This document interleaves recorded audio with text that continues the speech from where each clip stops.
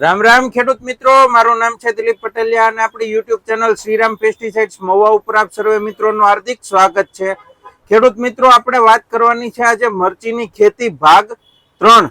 આ ભાગની અંદર આપણે પૂરતી ખાતર અને વોટર સોલેબલ ખાતર, એના સિવાય આપણે જે બેક્ટેરિયલ ટ્રીટમેન્ટ જે મૂળિયા માટે કરવાની આવે છે એના વિશે આપણે આ વિડીયોની અંદર આપણે ચર્ચા કરવાની છે. તો સૌપ્રથમ આપણે બેક્ટેરિયલ ટ્રીટમેન્ટની વાત કરીએ તો બેક્ટેરિયલ ટ્રીટમેન્ટની અંદર તમારે જ્યારે મરચીનું ફેર રોપણી થઈ જાય અને 10 થી 12 દિવસનો સમય થાય અથવા 15 દિવસ સુધીનો એ જે સમયગાળો શરૂઆતનો સ્ટેજ હોય છે એના અંદર તમારે બેક્ટેરિયલ ટ્રીટમેન્ટ સ્ટાર્ટિંગ સ્ટેજની અંદર જ કરવાની છે કે જેથી કરી અને આવનારા સમયની અંદર મરચીની અંદર કોઈ પણ પ્રકારનો મૂળનો રોગ લાગશે નહીં. આ ખાસ ખેડૂત મિત્રો આ વાત યાદ રાખવાની છે કે આપણે જે 4 પ્રકારના બેક્ટેરિયાની ભલામણ કરીએ છીએ એ બેક્ટેરિયાની ટ્રીટમેન્ટ જો તમે તમારા મરચીના પાકની અંદર કરેલી હશે તો મરચીની અંદર તમારે મૂળના રોગ માટે તમારે ચિંતા મુક્ત તમે થઈ જશો. તો હવે એના અંદર આપણે કયા કયા બેક્ટેરિયા વાપરવાની ભલામણ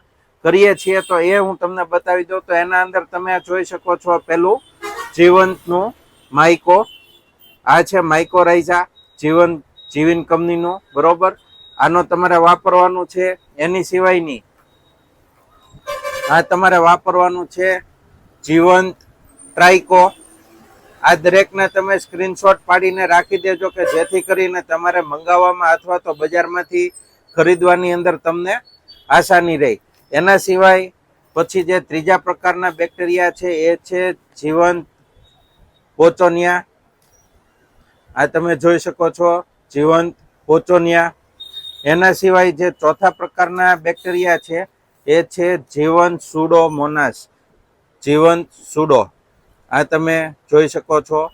એટલે આ 4 તમે સ્ક્રીનશોટ પાડી અને રાખી દેજો કે જેથી કરી અને તમારે જો અમારી પાસેથી મંગાવવા હોય તો પણ તમે મંગાવી શકો છો અને બજારમાં તમારે ખરીદવા જવા હોય તો ત્યાં તમે સ્ક્રીનશોટ બતાવી અને આ તમે બેક્ટેરિયા ખરીદી શકો છો. અને આ જે માપ છે એ તમારે 1 વીઘાની અંદર 1 કિલો લેખે તમારે બેક્ટેરિયાનો ઉપયોગ કરવાનો રહેશે. આના જે આપણે પરિણામ લીધેલા છે અગાઉ, બરોબર છે, એના આપણે વિડીયો યુટ્યુબ ઉપર આપણે ચેનલ ઉપર મૂકેલા જ છે, તો એ પણ તમે જોઈ શકો છો અને વધારે માહિતી એમાંથી મેળવી શકો છો. આ 4 બેક્ટેરિયા વાપરેલા હશે એટલે મૂળની અંદર નહીં તમારે ફૂગ લાગે, નહીં કૃમિ લાગે, નહીં તમારે ઊભો સુકારો લાગે કે નહીં મુંડા કે ડોળ લાગે. એટલે ટૂંકમાં મૂળની તમામ સમસ્યાનું તમને સમાધાન આના અંદર મળી જશે. એટલે 4 બેક્ટેરિયા આપણે તમને મરચીની અંદર ખાસ વાપરવાની ભલામણ કરીએ છીએ.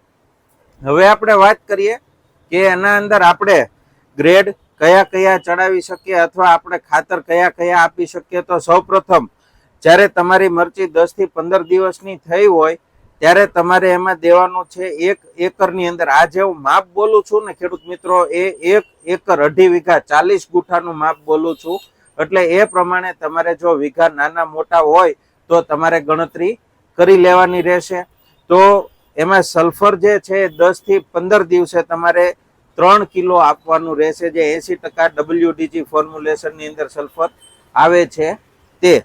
હવે બીજો ડોઝ જે છે એ તમારે 20 થી 25 દિવસે આપવાનો રહેશે. એ છે મેગ્નેશિયમ સલ્ફેટ જે આવે છે 25 કિલોની બેગમાં, એ તમારે 10 કિલો લેખે આપવાનું રહેશે.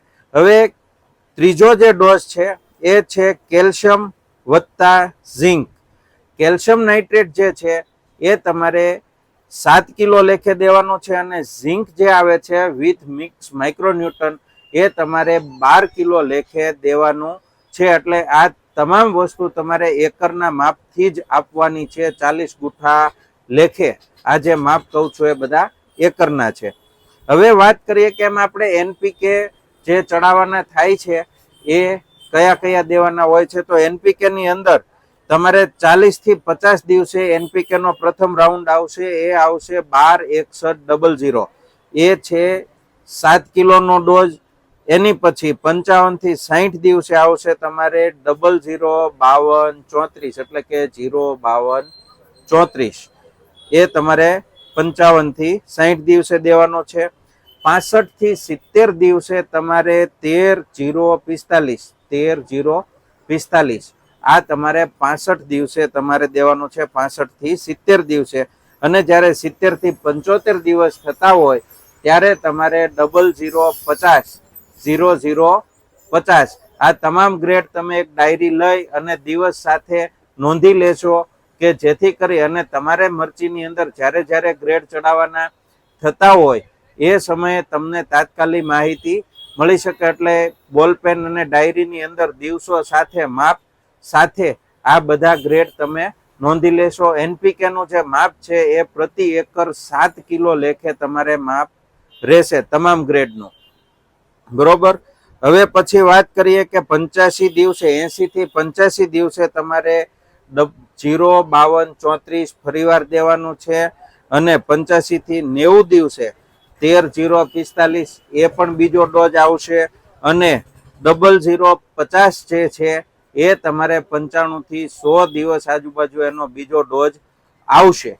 આ રીતે તમારે એને એનપીકે આપવાના રહેશે. બાકી તમારે થોડી ઘણી જે જરૂરિયાત હોય એ પ્રમાણે તમે એની અંદર સમય અથવા ગ્રેડની અંદર ફેરફાર કરી શકો છો. એના સિવાય આપણે મરચીની અંદર મિક્સ માઇક્રોન્યુટનની ઉણપ રહેતી હોય તો મિક્સ માઇક્રોન્યુટન પણ તમે ચડાવી શકો છો. એના સિવાય તમે ઝીંક, ફેરસ અને બોરોન આ જે સૂક્ષ્મ તત્વો આવે છે આ પણ તમે જરૂરિયાત મુજબ એમાં આપી શકો છો. દાખલા તરીકે પાનની ઉપર પીળાશ કે એવું તમને બતાતું હોય તો એમાં તમે ઝીંક અથવા ફેરસનો ઉપયોગ કરી શકો છો અથવા મિક્સ માઇક્રોન્યુટનનો ઉપયોગ કરી શકો છો. ફૂલ ખરી જતા હોય તો એવા સમયે તમે બોરોનનો ઉપયોગ કરી શકો છો. એ રીતે જરૂરિયાત પ્રમાણે આપણે આ બધા ગ્રેડ અને એના સિવાયના પણ માર્કેટની અંદર ઘણા બધા ગ્રેડ અવેલેબલ છે, ઘણી બધી એ પ્રકારની દવાઓ પણ અવેલેબલ છે, તો એનો સ્પ્રે અથવા નીચેથી આપણે